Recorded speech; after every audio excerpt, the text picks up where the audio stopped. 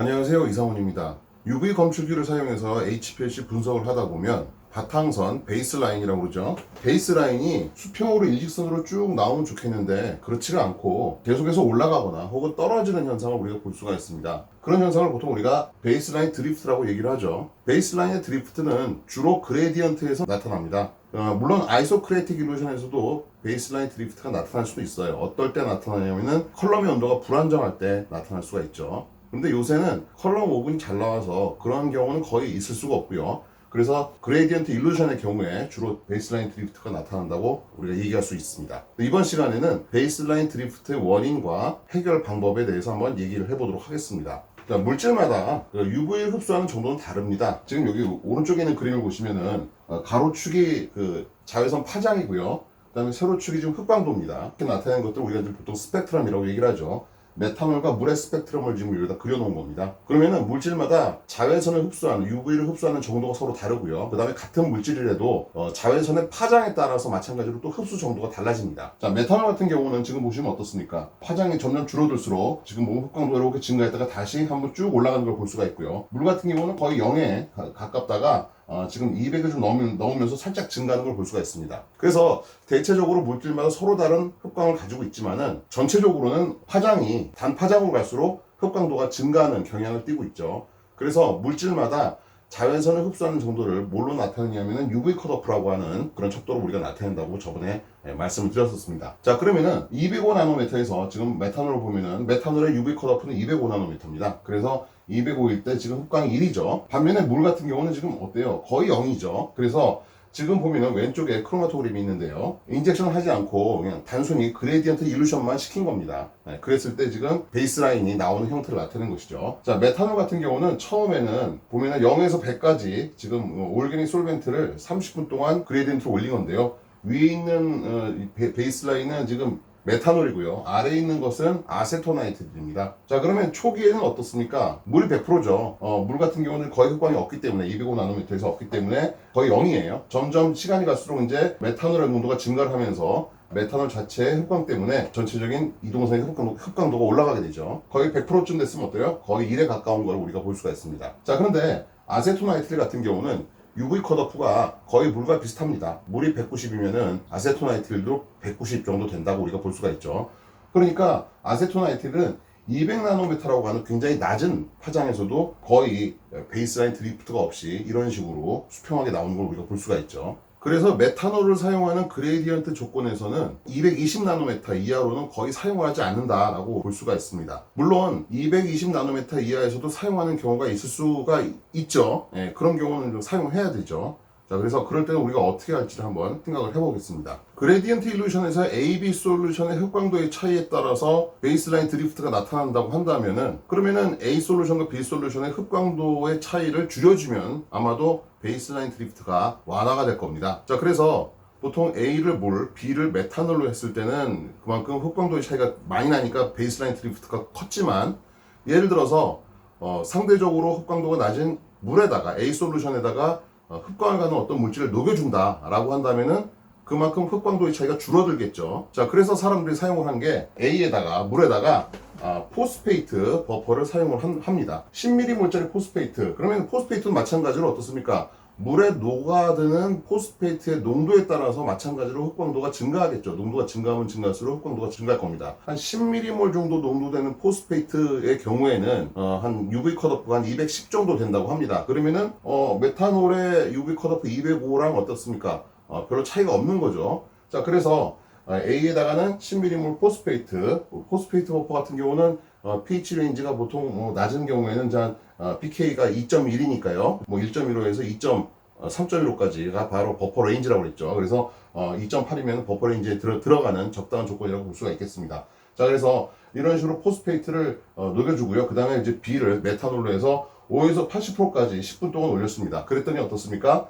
상대적으로 아까는 물하고 메탄올이 지금 거의 1에 가깝게 베이스라인 드리프트 차이가 생기는데 이거 같은 경우는 지금 보면 0.1이죠. 0.1 업설번스 유니트. 밀리 A로 따지면 얼마예요? 100이죠, 100. 그죠? 그래서 지금 보면은 100이 안 되게 적게 지금 베이스라인 드리프트가 나타나는 것을 우리가 볼 수가 있습니다. 자, 그러면은 우리가 이제 어느 정도 이제 해결 방법을 알아냈죠. 예, 그래서 물에다가 뭔가 흡광을 갖는 물질을 집어넣으면은 녹여주면은 되겠다. 우리가 이렇게 할 수가 있는데, 자 그러면은 그레디언트에 사용할 수 있는 보통 리버스 페이스 크로마토그래피에서 사용할 수 있는 용매가 뭐 있다고 그랬죠? 메탄올, 아세토나이트릴, 그 다음에 THF 있다고 그랬습니다. 그러면 아세토나이트릴 같은 경우는 아까 보셨다시피 물이랑 거의 UV 컷오프가 비슷하니까 이거는 뭐 따로 뭐 물에다가 첨가를 안 해줘도 될 것 같아요. 그럼 THF는 얼마냐면은 UV 컷오프가 꽤 높은 편입니다. 그게 한 220 정도 돼요. 그러면은 물에다가 A에다가 10ml 정도 가지고는 택도 없겠죠. 좀 더 많이 넣어줘야 될 겁니다.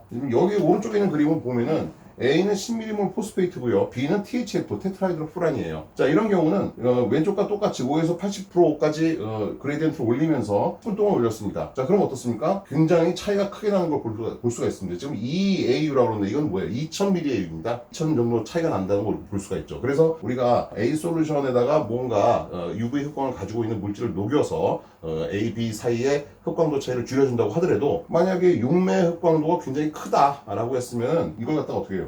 좀 더 많이 넣어줘야 될 필요가 있는 거죠. 그런데 너무 많이 넣어주면 어떻게 됩니까? 이게 또 나중에는 유기육매 양이 늘어나면서 지금 포스페이트 같은 경우는 유기육매 안 녹습니다. 그죠? 예, 안 녹으니까 어떻게 돼? 잘못하면 소출될 우려가 있는 것이죠. 그래서 이런 것들도 우리가 생각을 좀 해봐야 된다는 얘기죠. 반면에 검출 파장이 254나노미터는 어떻습니까? 예, 별로 차이가 없습니다. 별로 베이스라인 드리프트가 나타나지 않는 걸 우리가 볼 수가 있죠. 그래서 용매를 어떤 걸 쓰든지 간에 일단 검출 파장이 254나노미터 이상이다 라고 한다면은 베이스라인 드리프트에 대해서 우리가 별로 신경을 안 써도 됩니다. 그런데 만약에 검출 파장이 254보다 훨씬 낮다 라고 할 때는 우리가 이런 것들 A와 B 사이에 흡광도 차이를 좀 생각을 해줘야 된다는 거죠. 그런데 보통 어떻습니까? 검출 파장이 낮으면 낮을수록 그만큼 흡광이 크니까 우리가 좀 더 센시티비티를 증가시키면서 우리가 물질을 분석을 할 수가 있게 되는 것이죠. 그래서 여기서 이제 우리가 좀 딜레마가 생기는 겁니다. 자, 앞의 경우에는 A보다 B 솔루션의 흡광도가 높아서 A에다가 UV 흡광을 갖는 물질을 집어넣어 줬습니다. 포스페이트 버퍼를 집어넣는데 이게 물론 pH를 일정하게 조절하기 위해서 넣어주는 경우도 있고 그게 아니라 그냥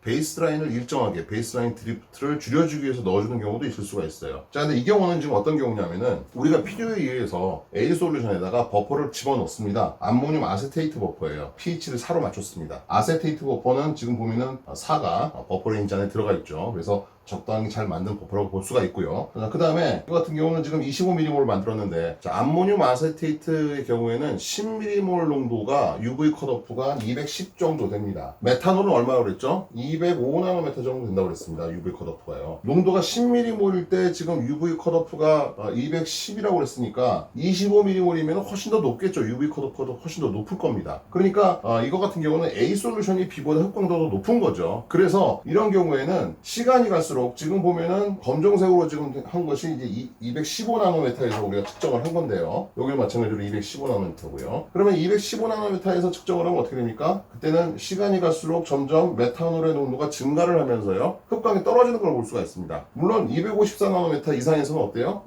거의 차이가 없습니다. 그럴 때는 거의 차이가 없으니까 일정하게 나오고요. 베이스라인이 떨어지는 거는 이런 식으로 곡선을 그리는 경우도 있고 이렇게 직선으로 떨어지는 경우도 있고요. 아니면 이런 식으로 떨어지는 경우도 있습니다. 이거는 이제 뭐 때문에 그런 거예요? A, B의 흡광도 차이가 어떻게 차이가 나느냐에 따라 달라진다는 얘기죠. 우리가 그렇게 이제 생각을 할 수가 있는데 자, 그러면 이런 경우에는 우리가 어떤 식으로 베이스라인 드리프트를 개선시킬 수가 있냐면은 A, B에다가 암모늄 아세테이트를 다 넣는 겁니다. 포스페이트 버퍼 같은 경우는 유기용매 안 녹아요. 그런데 암모늄 아세테이트, 암모늄 포메이트 뭐 이런 것들, 그러니까 휘발성 염들 같은 경우는 유기용매에 녹을 수가 있습니다. 그래서 25mm몰이라고 하는 많은 양이지만은 지금 보면은 A에다가 물에다가 25mm몰만큼 암모늄 아세테이트 넣어주고요. 그 다음에 B는 어떻게 만드냐면은 80% 메탄올, 물에 대해서 80% 메탄올을 만들고 거기에다가 25mm몰만큼 암모늄 아세테이트를 집어넣어서 B로 만들어요. 그렇게 해서 해주면 어떻게 됩니까? 지금 보면 이제 여기가 뭐예요? 0이고 여기는 이제 마이너스 1이죠. 지금 보면은 그러니까 마이너스 1000ml AU고요. 여기는 지금 어떻게 돼요? 0.2죠. 그러니까 스케일로 따지면 어떻게 되니까 0.2밖에 안 올라가는 겁니다. 이런 식으로 우리가 그러니까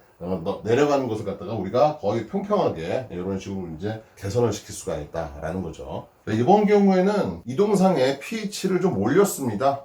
지금 앞에서는 아세테이트 버퍼, 포스페이트 버퍼가 좀 다 pH가 낮은 거죠. 낮은데 지금 한 8 정도로 올리고 싶어요. 그래서 트리스 버퍼를 사용합니다.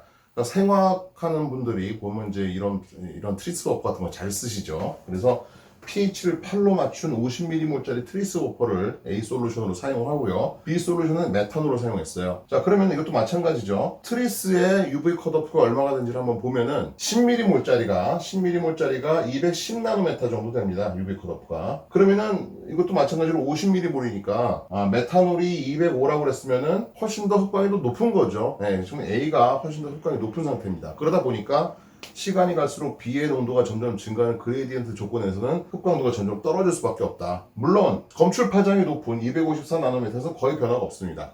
그런데 지금 여기 같은 경우는 이런 식으로 쭉 떨어지는 걸 볼 수가 있죠. 그래서 여기도 마찬가지로 이런 베이스라인 드리프트를 없애기 위해서는 어떻게 하는 게 좋다? 일단 여기 트리스를 집어넣어가지고 흡광이 높았으니까 B에도 마찬가지로 트리스를 넣을 수가 있다. 그죠? 그래서 트리스가 지금 메탄올에는 녹는 걸로 되어 있고요. 트리스 50mm몰 정도는 메탄올에 녹을 수 있다고 지금 제가 조사한 바에 의하면 그렇습니다. 그래서 똑같이 트리스 버퍼를 집어 넣어가지고 우리가 이런 걸 갖다가 없앨 수가 있고요.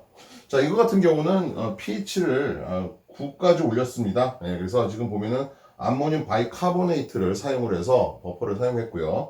근데 바이카보네이트 같은 경우는 지금 사실은 이 9가 pH 버퍼 레인지 안에 들어있지 않아요. 지금 이게 다 보면은 논문에 들어있는 걸, 논문에 나와 있는 걸 제가 지금 여기서 보여드리는 건데 제가 실험한 건 아니고요. 그래서 그렇고요. 그 다음에 이제 암모늄 바이카보네이트 버퍼가 지금 50mm몰짜리입니다. 그럼 이것도 마찬가지로 바이카보네이트의 UV 컷오프로 우리가 좀 보면은 이것도 10mm몰일 때, 농도가 10mm몰일 때 한 200나노메타 정도 된다고 해요.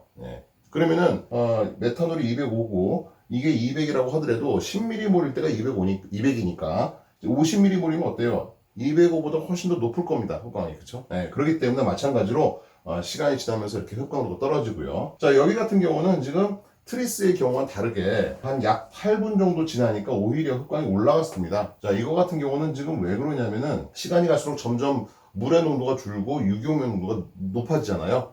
그런데 바이카보네이트 같은 경우는 이온화가 되잖아요. 이온화가 되는데 어떤 식으로 이온화가 되냐면은 카본이 게시돼가 이제 H2CO3고요.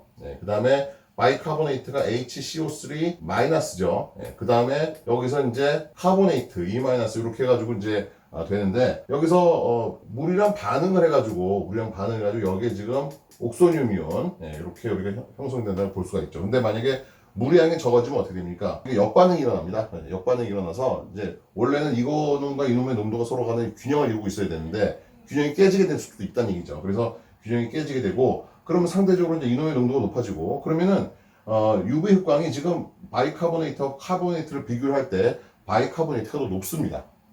그래서 그런 영향 때문에 그러니까 지금 어떻게 보면은 뭐예요? 우리가 원치 않은 크로마토그래피 상에서 화학적인 어떤 변화가 일어났다고 우리가 볼 수가 있는 것이죠. 그러다 보니까 이제 이런 식으로 흡광이 그레디언트 말미에서 올라가는 현상을 우리가 이렇게 해석을 할 수가 있겠습니다. 물론 이것도 이제 마찬가지로 베이스라인 드리프트를 없애려고 하면은 암모늄 바이카보네이트를 마찬가지로 메탄올에다 넣어주면 되겠죠. 그런데 암모늄 바이카보네이트가 유기용매에는 높고 이게 지금 휘발성 염이라고 하는 건 우리가 알고 있는데요. 얼마나 녹는지 잘 모르겠어요. 소량 녹는다고만 나와 있는데 이게 과연 50mm몰까지 메탄올에 녹는지 안 녹는지는 한번 해봐야 되겠습니다. 그리고 또 뭐 마찬가지로 이제 100%까지 올리는 것이 아니라 60%까지만 올리는 거니까 60% 메탄올에서 과연 녹는지를 한번 실제로 해보고요. 개선을 시키면 되겠죠.